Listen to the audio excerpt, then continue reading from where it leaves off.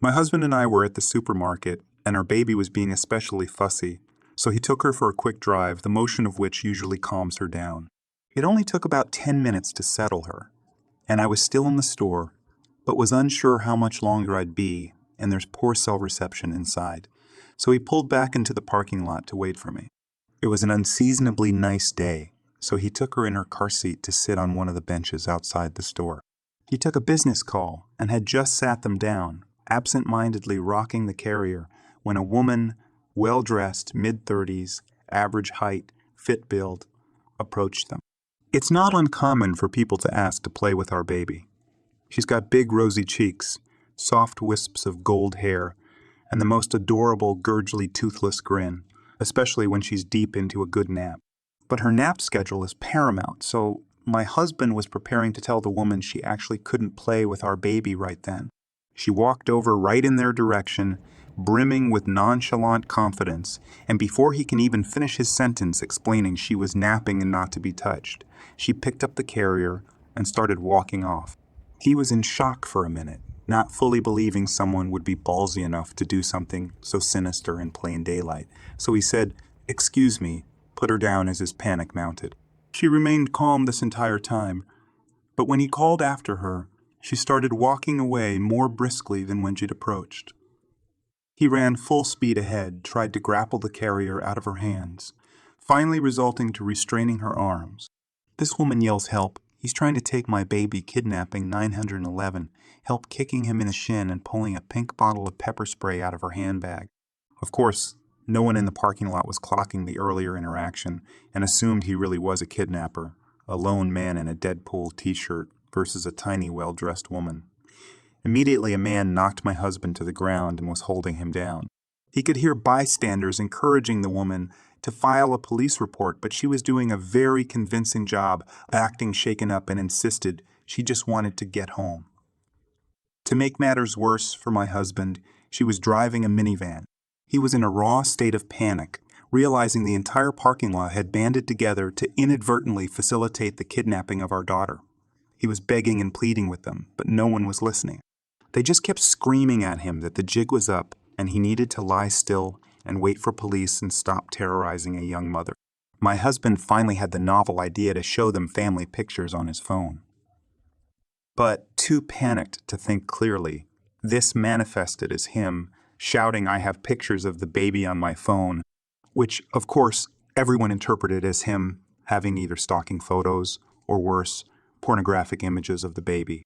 It was at this point that a man, I can't entirely blame the man considering what he thought was going on, kicked my husband as hard as he could in the ribs.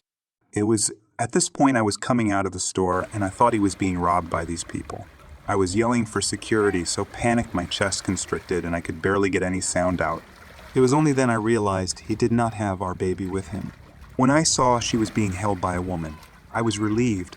I thought maybe the woman had intervened to move my daughter out of harm's way while my husband was being robbed and was walking away to get help. I couldn't find a security guard outside the store, so I ran up to the people holding my husband down, waving my wallet, pleading, "Take everything you want. Just let up and leave us alone." And one of the men holding him down said something like, "Lady, we need to wait for police to deal with him." And I was so confused, why would the muggers have called the police? I just kept stammering, "What do you mean? What are you talking about?" And made out someone saying he tried to abduct that woman's kid. I did not understand and was sure I'd misheard him.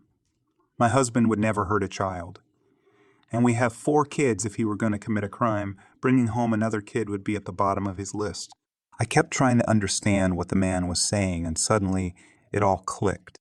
I looked around for the woman who had the baby carrier, and she was halfway across the parking lot. I went into total ballistic tiger cub mode, literally leapt out of my heels, and sprinted across the parking lot. I'm not a UC fighter. I've never even taken a self-defense class.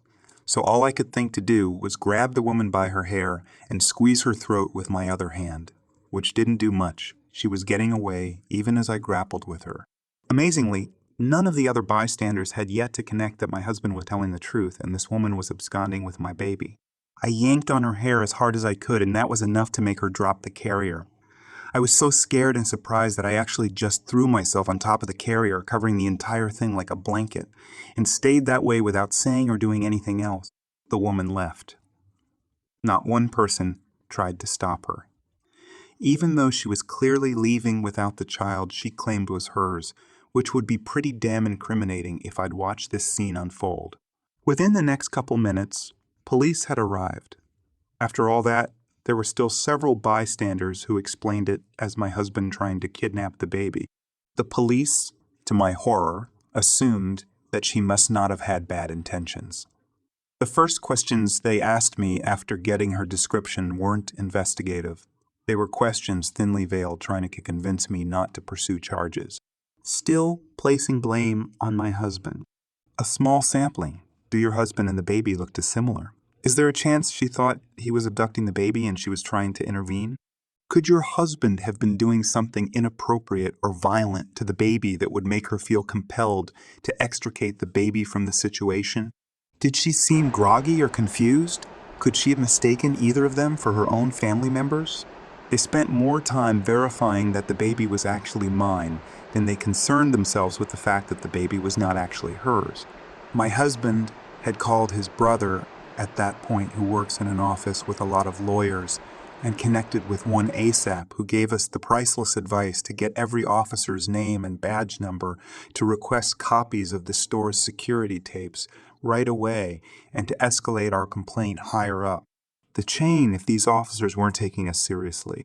Finally, we had reason enough to believe we were being taken seriously, and we went home and both just shook and cried until we had to get our other kids from school.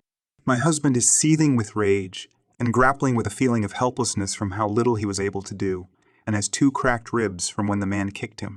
To the officer's credit, they did ask if he'd like to press charges, but considering the man was genuinely convinced at the time that he was on the right side of intervening in a kidnapping and stayed to talk to police and apologize profusely when the truth became clear, he declined to press charges.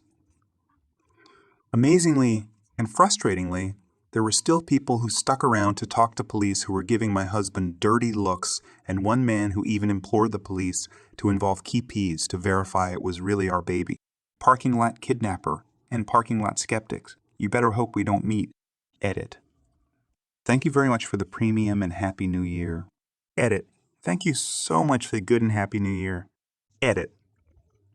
After hearing from everyone and weighing the pros and cons, we got in touch with the police and decided to move ahead with pressing charges against the 2 men involved in anything beyond basic restraint to set an example that these men made the wrong decisions, even if they did come from a well-intentioned place. Thanks for weighing in. I am trying to reply to as many comments as possible, but if I don't get to yours specifically, thank you sincerely.